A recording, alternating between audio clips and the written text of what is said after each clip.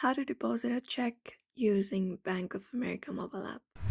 If you'd like to deposit a check with America, you may follow up these steps in order to do so.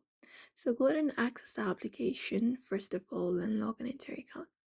Once you are logged in, you can select up the account where you would like to deposit a check. Just go ahead and do so.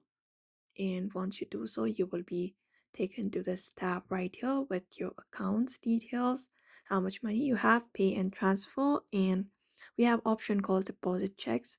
So you may find that option and tap on it. And then once you do, you will be taken to this page right here. So here it will give you option to deposit your check. So you can tap on front of check and back of check, and then you can click a clear picture of the check that you're trying to deposit. Just go ahead and do so. And once that is done, you can deposit.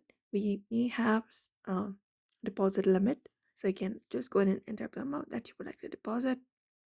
After that, tap on next and confirm it, and that way you can deposit a check with Bank of America mobile app. So if you'd also like to deposit a check, you can follow up the steps in order to do so. So I hope this information was helpful. Give it a thumbs up and subscribe for more tips and tutorials.